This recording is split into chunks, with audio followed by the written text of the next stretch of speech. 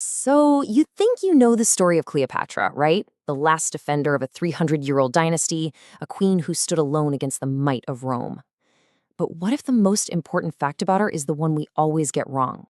Okay, so when you picture Cleopatra, this is probably what pops into your head. The powerful, iconic ruler of Egypt. She's just steeped in all that mystery and grandeur of the pharaohs. But here's the twist. The single biggest twist to her entire story is this. The last active pharaoh of Egypt wasn't actually Egyptian. Yeah, you heard that right. She was Macedonian Greek. And look, that one fact doesn't just change a small detail. It changes everything. It's the key to her ambition, her intellect, and her ultimate downfall. So let's dive in. All right, here's how we're going to break it down. We'll start with our Greek dynasty's roots in Egypt. Then we'll get into the rise of this brilliant scholar queen.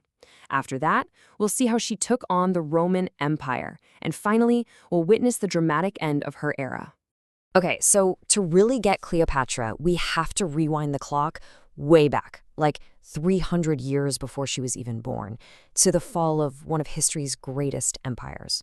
All right, meet Ptolemy the First. Now, this guy was more than just one of Alexander the Great's top generals. He was a close friend. And just like Alexander, he'd been taught by Aristotle himself. Imagine that. It gave him this lifelong passion for knowledge. So when Alexander died suddenly, his generals, well, they circled like sharks, tearing his massive empire to pieces. But Ptolemy, he was the cleverest of them all. He didn't go for the most land. No, he went for the biggest prize, the ancient, stable wealth of Egypt. And just like that, the Ptolemaic kingdom was born. And here's what really set this dynasty apart. It was built on knowledge. Ptolemy didn't just build fortresses, he built the legendary Library of Alexandria. And listen, this wasn't just a library. It was this incredible attempt to collect all human knowledge in one place. Their policy was nuts. Any ship that docked in Alexandria had its books seized and copied for the collection. Can you believe that?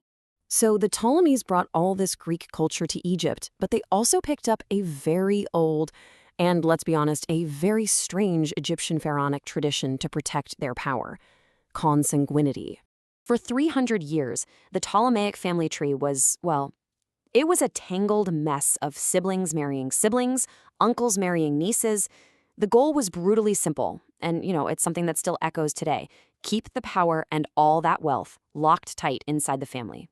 Cleopatra's own parents, yeah, they were likely brother and sister. And all of this, the Greek heritage, the obsession with knowledge, the ruthless family politics, it all culminates in one person, Cleopatra the Seventh, our Cleopatra. She was the product of this crazy dynasty, but she was also something completely new. History loves to remember her for her beauty and her love affairs, but the truth is, her mind was her greatest weapon. I mean, she was a true polymath. She wrote medical texts, studied the stars, debated philosophy, and this is huge, she was the first ruler in her 300-year-old dynasty who actually bothered to learn the native Egyptian language. That made her people absolutely love her. And that incredible mind is exactly what caught the attention of the most powerful man in the world, Julius Caesar. See, when her reign started, she was in a really weak position, exiled and fighting her own brother for the throne. She needed a powerful ally, and she used that brilliant mind of hers to target the very best. So how does she even get a meeting with him? Well, in one of the most audacious moves in history, she had herself smuggled past her rival's guards and delivered to Caesar rolled up in a carpet. Seriously, it was this incredible gamble that just proves she wasn't just smart, she was unbelievably bold. Caesar's legions did secure her throne, but that victory came at a terrible cost. In the chaos of the fighting, the Great Library, her family's greatest legacy, was badly burned. For a scholar queen, a direct intellectual heir to Ptolemy I, this must have been an absolute nightmare. So Caesar's support gave Cleopatra her crown, but his death would throw her entire world into chaos. It forced her to forge a new and even more dangerous alliance. When Caesar was assassinated right there on the floor of the Roman Senate, bam, Cleopatra lost her main protector. Rome just descended into civil war, and she and her young son Caesarion were left incredibly vulnerable. So what does a brilliant queen do when her protector gets murdered? She finds the next most powerful man in Rome. And that man was Mark Antony. Caesar's charismatic and powerful general. And once again, she forged an alliance that was both ruthlessly political and, well, deeply personal. And Antony was just utterly captivated, not just by her charm, but by her intellect. And he proved it with an unbelievable gift: 200,000 scrolls from the Great Library of Pergamum, all to help replace what was lost in the fire at Alexandria. I mean, think about that. He didn't just give her gold, he gave her knowledge.